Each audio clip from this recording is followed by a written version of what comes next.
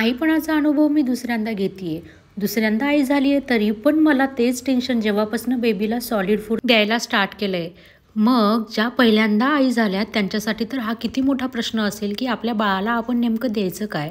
तर डोंट वरी, आता मी ज्या ज्या रेसिपीज माझ्या बाळाला करून खाऊ घालते ते पदार्थ नक्कीच मला जमेल तेवढ्या प्रमाणामध्ये तुमच्यासोबत मी आता शेअर करणार आहे. एक ॲपल घ्यायचा, स्वच्छ धुवून आणि पुसून घ्यायचा. त्यानंतर त्याच्यावरची काढून घ्यायची आहे. मी इथे अर्धाच ॲपल वापरला आहे. आजच्या रेसिपीमध्ये 2 पदार्थ असतील, एक म्हणजे ॲपल आणि दुसरं म्हणजे नाचणीचं पीठ. ॲपलची साल काढल्यानंतर त्यानंतर त्याला कापून घ्यायचं. काप व्यवस्थित झाल्यानंतर पातेल्यामध्ये थोडंसं पाणी टाकायचं, पाणी उकळू द्यायचं आणि चाळणीमध्ये ॲपलचे कापलेले काप टाकायचे आणि तोपर्यंत 2 चमचे नाचणीचं पीठ वाटीमध्ये काढून घ्यायचं आहे.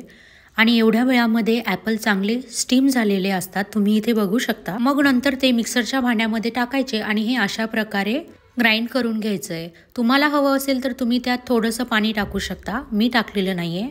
आता इथे नाचणीचं पीठ एका भांड्यामध्ये टाकायचं आहे आणि त्याला पाणी टाकून छान ढवळून घ्यायचं आहे. याच्यामध्ये थोड्याशा गाठी होतात, त्यामुळे व्यवस्थित वेळ देऊन छान मिक्स करून घ्यायची. ॲपलची आपण पेस्ट केली आहे ती पेस्ट टाकायची. मी प्युरी केली नाही आहे, पेस्ट केली आहे, पाणी टाकलेलं नाही. तुम्ही पहिल्यांदा देत असाल तर पाणी टाका. सध्या माझं बाळ 7 महिने पूर्ण, आता 8वा महिना पूर्ण होणार आहे, त्यामुळे मी मुद्दाम असे थोडेसे ॲपलचे लम्स ठेवले आहेत. तर इथे ॲपल आणि नाचणीची पेस्ट तयार आहे. चला आता देते बेबीला खायला. त्याला आवडतं हे, तो मस्त प्रकारे खातो, तुम्ही इथे बघू शकता. तर रेसिपी कशी वाटली मला नक्की सांगा. चलो बाय बाय.